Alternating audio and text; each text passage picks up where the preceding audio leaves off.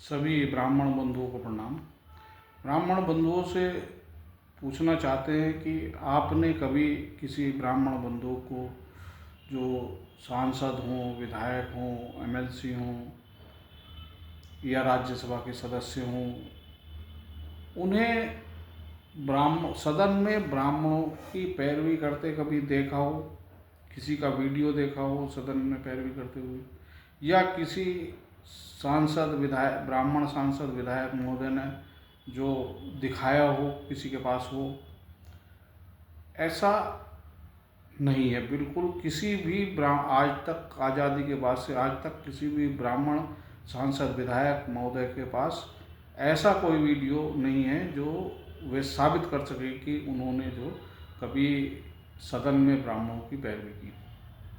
लेकिन वे इस बात से इनकार नहीं कर सकते कि उन्होंने ब्राह्मणों का वोट नहीं लिया और वो बिना ब्राह्मणों के वोट के सांसद विधायक बने।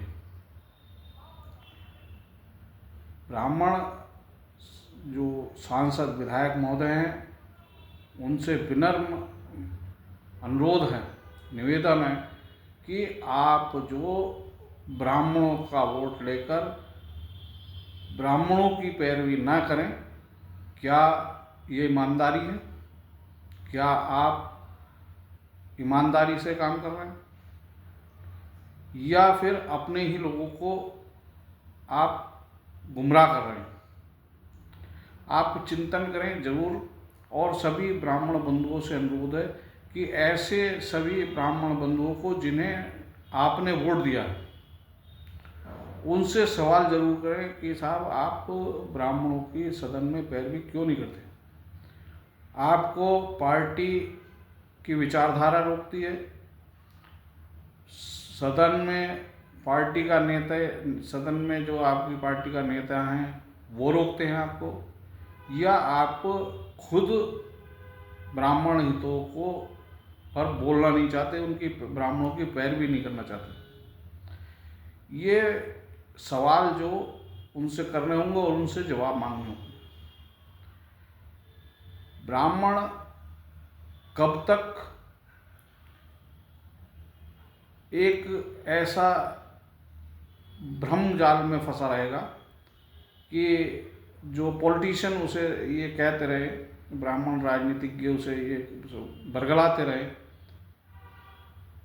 कि ब्राह्मण दूसरों को राजा बनाएगा, ब्राह्मण शंख बजाएगा, हाथी दिल्ली जाएगा, ब्राह्मण समाजवादी है, ब्राह्मण भाजपाई है, सनातन का रक्षक है। ठेकेदारी ले रखी क्या सनातन की, या हिंदुत्व की, या समाजवाद की, बहुजनवाद की, या सर्वजन हिताय की? ब्राह्मणों के सिर ठेकेदारी थोड़ी ना।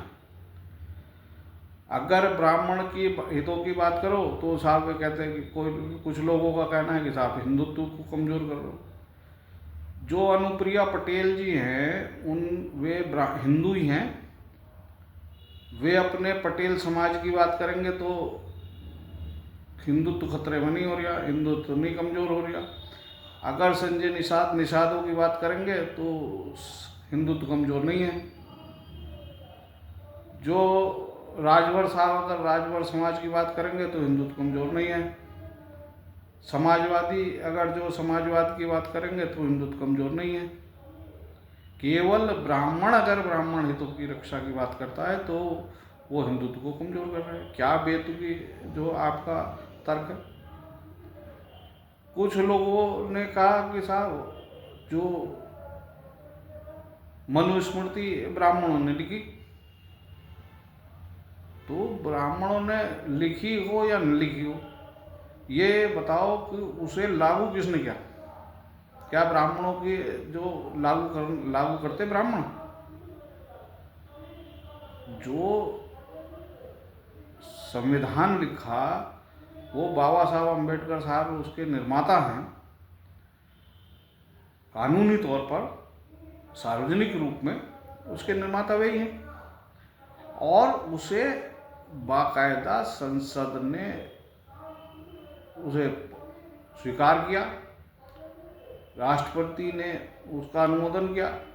सभी के स्वीकार करने पर जब जो संवैधानिक संस्थाओं ने उसे स्वीकार कर लिया, तब वो सभी देशवासियों की तरफ से स्वीकार माना गया। इसी तरह से जब भी मनुस्मृति की बात होगी तो वो लिखी भले ही किसी ने हुई, लेकिन उसे लागू करने वाला कोई ना कोई शासक ही होगा। लेकिन साहब दुर्भावना से प्रेरित होकर वो कह रहे साहब वो जो ब्राह्मणों ने लिखी, ब्राह्मणों ने शूद्रों को और इन्हें जो अधिकार नहीं दिए। हमने कब कहा कि जो वर्तमान संविधान जो ने ब्राह्मणों के हाथ काट दिया और जो 80% लोगों को पिछड़े के नाम पर, दलित के नाम पर, आदिवासी के नाम पर, अल्पसंख्यक के नाम पर आरक्षण दे दिया, हमने तो कभी विरोध नहीं किया और ना हम विरोध करते। हम कहते बिल्कुल आपको मिलना चाहिए। हम ब्राह्मणों को से आग्रह करते हैं कि आप जो बुद्धिजीवी हैं, आप तीव्र बुद्धि के स्वामी हैं और आप जो नया रास्ता खोज लो, तरक्की का, प्रगति का नया रास्ता खोज लो। जिन्हें मदद मिल रही है सरकारी उन्हें मिलने दो, जिन्हें आरक्षण का लाभ मिल रहा है मिलने दो। हम तो कभी विरोध नहीं करते। लेकिन ब्राह्मणों को इस बात के लिए कि साहब मनुस्मृति ब्राह्मणों ने लिख दी, अरे वो लागू भी तो की होगी किसी ने। लेकिन कोई ब्राह्मण सांसद, विधायक, सभाओं के अध्यक्ष, जो ब्राह्मण संगठनों के अध्यक्ष, कोई सवाल नहीं खड़ा करता कि साहब ये ऐसा नहीं है कि किसी राजा ने ही लागू की होगी। लिखने वाला कोई भी हो, चाहे अगर संविधान बाबा साहब अम्बेडकर ने लिखा होता या किसी और ने लिखा होता, उसे अगर सरकार ने उसे अनुमति ना दी होती, संसद, कैबिनेट और जो उस समय तत्कालीन सरकार थी, उसने अगर उसे स्वीकार न किया होता तो वो एक बेमतलब की पुस्तक हो सकती थी। वो जो संविधान तभी बनी पुस्तक, या वो जो देश का जो एक नीति शास्त्र है वो तभी बना जब उसे स्वीकार किया गया। मनुस्मृति को भी किन्हीं राजाओं ने लागू किया होगा तो वो भी एक ऐसा ही संविधान था व्यवस्था चलाने का, लेकिन ठीक रहा ब्राह्मणों के नाम पर फोड़ा जाएगा, क्योंकि ब्राह्मण जो अपनी पैरवी खुद नहीं कर रहे, वो दूसरों की ठेकेदारी में मस्त है। भाई अपना जवाब दो ना। कोई आपसे बता रहे कि साहब आदिवासी ब्राह्मण जो वो विदेश से आए, क्या तुक है बेतुक की बात कर रहे हो आप कि साहब ब्राह्मण विदेश से आए, तो देश में कौन था? ये क्या बात हो, कोई बेतुक की बात कर रहे हो? 1857 में जब मंगल पांडे लड़ रहे थे, झांसी की रानी लड़ रही थी, तब आपने नहीं पूछा कि साहब ब्राह्मण विदेशी ये क्यों लड़ रहे हैं विदेशियों से? आपको जायज बात करो ना। ब्राह्मणों ने जो कुर्बानियाँ दी आप उसे मिटा देना चाहते हो। लोग बाग जो ब्राह्मण सवाल नहीं उठाते, जो चाहे वो किसी भी चीफ मिनिस्टर का ऑफिस हो, प्राइम मिनिस्टर का ऑफिस हो, कैबिनेट मिनिस्टर का ऑफिस हो, कहीं आपने देखी चंद्रशेखर आजाद साहब की फोटो लगी हुई? सरदार भगत सिंह जी की पंजाब सरकार ने लगा रखी होगी, दिल्ली केजरीवाल सरकार ने भगत सिंह साहब की लगा रखी थी, लगाओ। लेकिन आज़ाद साहब की सर क्या दिक्कत है आपको? आज़ाद साहब की क्यों नहीं लगाना चाह रहे आप? वजह क्या है कि आपको ब्राह्मणों की कुर्बानी को खत्म कर देना। आप जो हर एक ब्राह्मण के विरोधी हो, ये क्या तरीका होगा भाई? ब्राह्मण की पैरवी नहीं करेगा तो आज किसी दूसरे का विरोध हो रहा है, कल आपको विरोध होगा। ब्राह्मण इस बात को जान लें। ब्राह्मण संगठित होकर ब्राह्मण राजनीतिक बनाए, जैसे राजभर साहब ने अपनी पार्टी, राजभर समाज के लिए पार्टी बना रखी हितों की लड़ाई लड़ने के लिए। जैसे खुद जो अगर कांग्रेस ने हिंदुस्तानियों की लड़ाई लड़ने के लिए उस समय जो कांग्रेस की स्थापना की, एक पार्टी की स्थापना की, तो जो वो राजनीतिक भी पार्टी बनी बाद में आज़ादी के बाद, देश की अकेली, उसके बाद सैकड़ों पार्टियां बनी, हजारों पार्टी बन गई। तो ब्राह्मणों को पार्टी बनाने में क्या समस्या हुई? ब्राह्मण कोई अगर ब्राह्मणों की विचारधारा नहीं है तो ये ब्राह्मण जो दूसरों की विचारधारा में रहेगा तो कभी भी नहीं बोल पाएगा।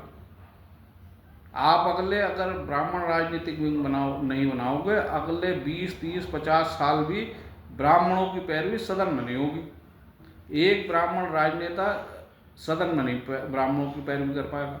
ब्राह्मणों की हत्या, उत्पीड़न, बलात्कार कभी मुद्दा नहीं होगा सदन के अंदर।